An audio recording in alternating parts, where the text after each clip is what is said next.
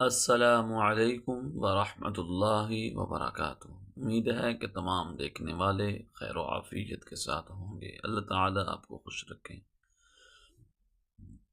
آج آپ حضرات کے سامنے انتہائی اہم مسئلہ آپ کے پیش نظر کرنا ہے۔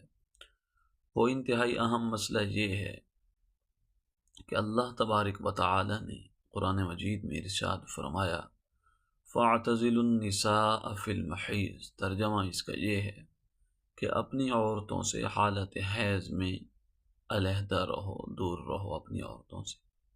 اس کا مطلب یہ ہے دور رہنے کا کہ اپنی عورتوں کے قریب جماع کی نیت سے نہ آؤ۔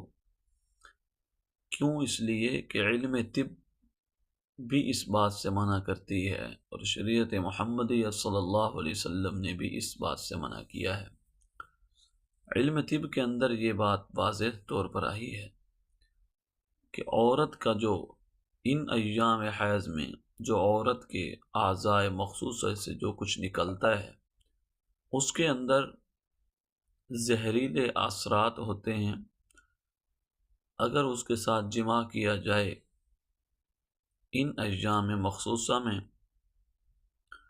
تو ہوتا یہ ہے کہ بسا اوقات وہ جو اللہ تبارک و تعالی کا نظام ہے ان ایام میں خون کا جاری ہونا نکلنا تو وہ بند ہوتا ہے، بند ہو جاتا ہے جماع کی کرنے سے۔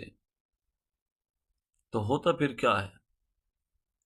یا تو رحم سوجنے لگ جاتا ہے، مختلف قسم کی بیماریاں پیدا ہوتی ہیں جو ساری زندگی کے لیے انسان کی صحت پر اثر انداز رہتی ہے۔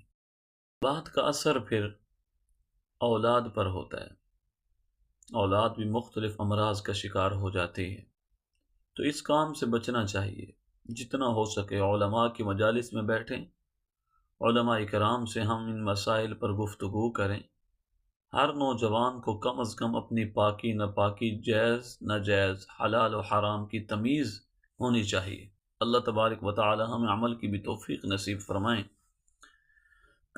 تو اس بارے میں علماء کرام نے، ائمہ کرام نے جو احکام جاری فرمائے، امام اعظم ابو حنیفہ رحمہ اللہ تعالی، امام مالک اور امام شافعی رحمہ اللہ تعالی عنہم، وہ فرماتے ہیں کہ اس فعل کے بعد انسان توبہ استغفار کرے۔ توبہ استغفار کرنا واجب ہے۔ امام احمد رحمہ اللہ تعالی فرماتے ہیں کہ کفارہ بھی ادا کرے اور توبہ استغفار بھی کرے۔